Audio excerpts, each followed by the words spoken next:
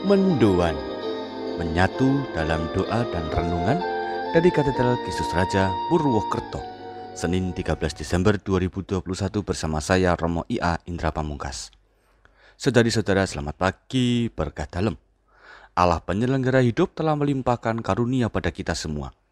Kasih-Nya nyata dan tidak berkesudahan. Maka mari kita muliakan Allah di awal hari ini dengan merenungkan sabdanya dari Injil Matius bab 21 ayat 23 sampai dengan 27. Dalam nama Bapa dan Putra dan Roh Kudus, amin. Tuhan bersamamu dan bersama rohmu. Inilah Injil suci menurut Matius. Dimuliakanlah Tuhan. Pada suatu hari, Yesus masuk ke bait Allah. Ketika ia sedang mengajar, datanglah para imam kepala dan pemuka-pemuka bangsa Yahudi kepadanya. Mereka bertanya, "Dengan kuasa manakah engkau melakukan hal-hal itu? Dan siapakah yang memberikan kuasa itu kepadamu?" Lalu jawab Yesus pada mereka, "Aku juga akan mengajukan satu pertanyaan kepadamu.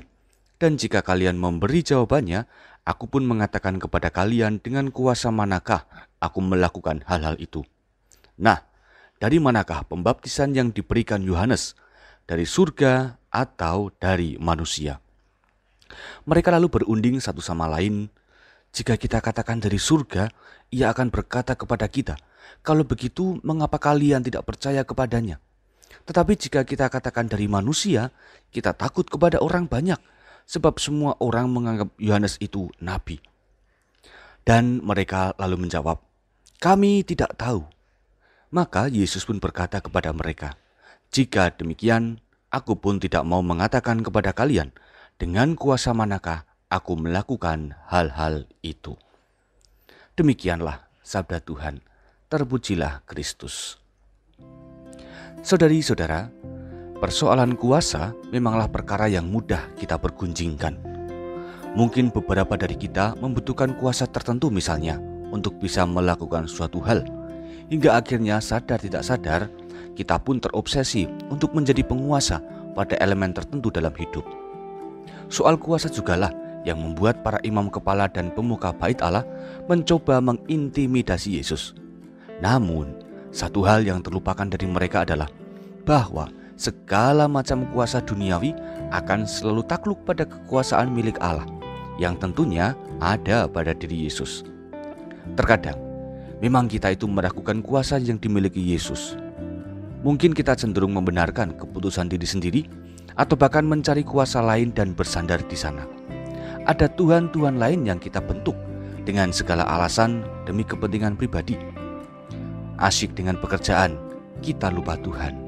Asyik dengan hobi, lupa Tuhan. Asyik berorganisasi, lupa Tuhan. Asyik bermain game, lupa Tuhan. Maka hari ini kita diajak untuk kembali memurnikan hati dalam mengabdi Tuhan dan percaya atas kuasa-Nya. Tuhan tidak pernah berlambat, Tuhan tidak melupakan kita, dan Tuhan selalu menunggu kita kembali padanya. Saudari-saudara, kuasa yang dimiliki Yesus bukan bertujuan untuk menenggelamkan kepentingan orang lain, tetapi justru terwujud di dalam pelayanan bagi sesama. Kuasa itulah yang sama-sama memberdayakan, mengembangkan, dan memajukan hidup satu sama lain. Kunci kuasanya berada di dalam kasih yang dilakukan secara tulus. Maka, mari sembari menyongsong Natal, kita kembalikan arah haluan menuju pada Yesus sebagai penguasa hidup kita satu-satunya. Dan kita juga sediakan diri untuk menjadi alatnya di dalam kekuasaan kasih-Nya. Tuhan memberkati. Kita berdoa. Allah Bapa Maha Kuasa, tambahkanlah rasa beriman bagi kami, agar semakin percayalah kami atas kuasa-Mu. Buatlah kami untuk mampu mengandalkan Dikau dan menaati perintah-Mu. Semoga dengan demikian, hati kami semakin suci dalam menantikan kelahiran Putra-Mu. Sebab Dialah Tuhan dan Juru Selamat kami sepanjang segala masa. Amin. Tuhan bersamamu dan bersama rohmu.